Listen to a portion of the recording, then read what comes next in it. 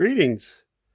Back with another Dusty Groove unboxing. This time, a small one, as you can see there. Now, I will say, unfortunately, because it wasn't meant to be a small one. Something happened. Something stuffed up somewhere. I don't know if it's from there or mine, but it's around about record store day time. I had opened an order, found some stuff. And then a couple of days, for some reason, the order had mysteriously closed. Had been paid for, and they've already shipping it. Now, I don't know if it was from their end because they've been, I think, having some issues with their website. I don't know if I accidentally, was rummaging around at night, 2 o'clock in the morning, looking at records, accidentally hit, the button to finalize the order, or I can't remember. It's probably my fault, but whichever way, I'm not going to be ungrateful because there's some good stuff in here, but only 4 this time, so it should be fairly quick if I stop raving on.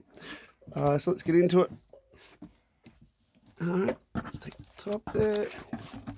Okay, yep. So first up, we have the Slits in the Beginning LP.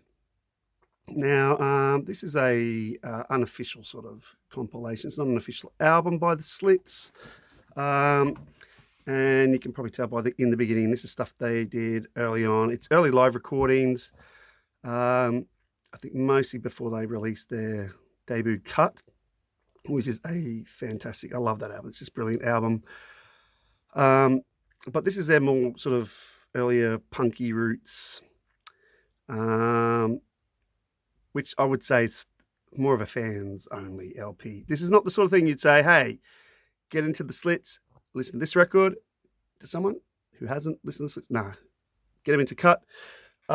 This is fans interest stuff because there's a bunch of live tracks and even early incarnations of songs that they later sort of made more dubby, dubby reggae, sort of scary almost, punk, which makes it an interesting document.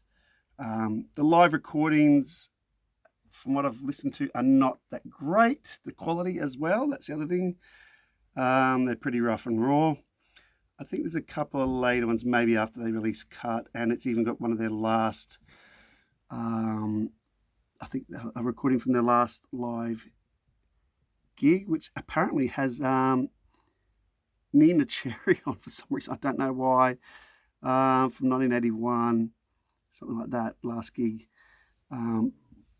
documented. But yeah, as I said, now they released this on Record Store Day this year, so it was one of the ones I was actually after, but I would have got this a lot cheaper. I got it for $20 US, which is still a lot, but the new one would have been more, and it's basically the same thing. I just think that the new one maybe has one more track. I haven't checked that. It's got a great insert here. Sorry, not insert. Inner gatefold with some really cool photos. A little bit of info.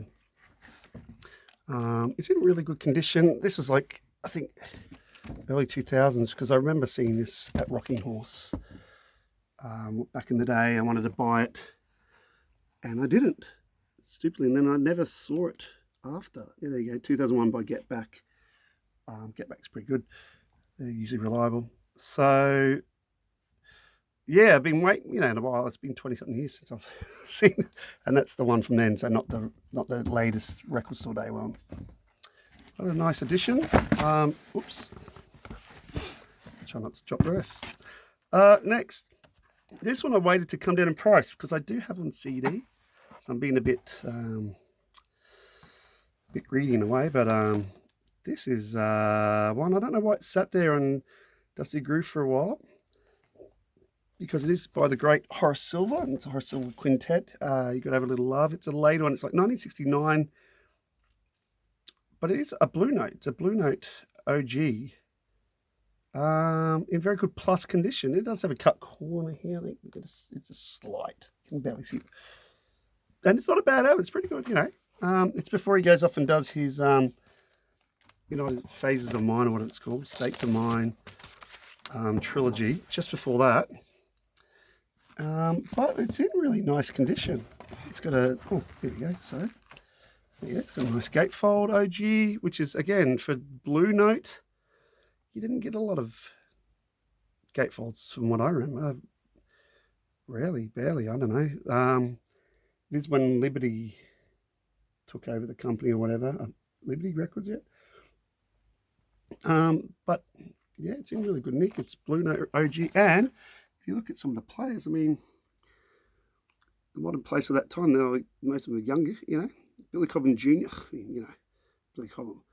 Bernie Maupin, Randy Brecker's on trumpet, flugelhorn. So there's some great players too.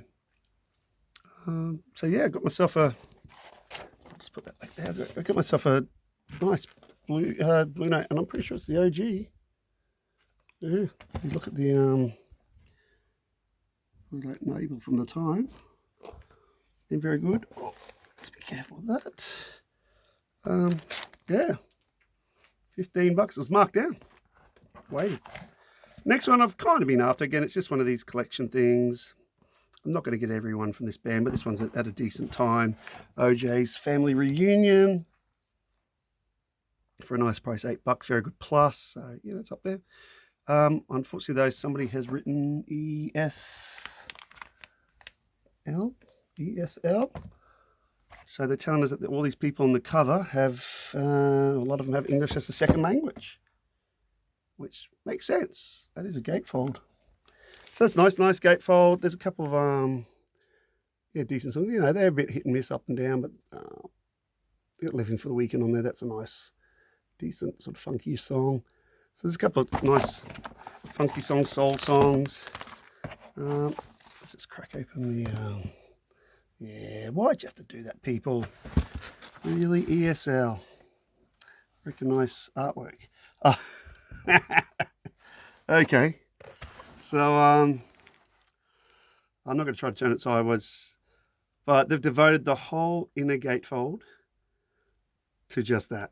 There's not even a lick of liner note there. It's just, look at us and our snazzy suits ladies. You got to love that. The whole gatefold to that. So, that's, is there any, oh, there's inner. Good. There's a bit of inner magic too. Oh, so they did a gatefold and they did another inner. And the inner has the lyrics as well. That's very nice. And then there's probably liner, yeah, some liner in the back. So well, they didn't spare on the expense, did they? But again, look, there's only probably one more OJ I'm going to get. I've got I think 3 maybe. This is 1975, so still a decent year. Good year, 1975, obviously. But I think there's only one other one I want. It's from about 1973 or 2. So after that one, I'm probably done with the OJs. But yeah, that's done. And then lastly, this was the one I bundled things around. This is the one I paid the cash on. I've been after for a while. I'll let it go. It's sold out, and I just went for it this time once I saw it. Which is Amal Jamal's Jamaica. I think Jamaica, not Jamaica. That's an L. L, not an, like Amal Jamal, guys. Isn't that clever? Why this one? This is when he went pretty electric. He's mostly known for his acoustic piano stuff that people love. This one is about 1974, I think, mid-70s, and he gets some Fender Rhodes happening, which just gives it that extra funkiness that you're not used to with Jamal. Also, he's got some cool tracks there. Ghetto Child. He's got Trouble Man there by Marvin Gaye, so a cover of that. There's a couple of covers. I think Don't Misunderstand is a cover. And then the MASH theme, and you might think, what? It's actually quite cool. I've listened to this album, obviously pre-listened, so that's why I bought it. And paid the cash. It's one of the more expensive records I've bought, but there's really, if you want to get it, there's no way around it. I've seen it for even more expensive than, yes, that price tag. But the good news is I did pay for it, but it's in very good plus. So you know, if I'm going to pay the money, I want it to sound good. But anyway, probably went a bit longer than expected. There you go, 4 records. Very nice. See you next time.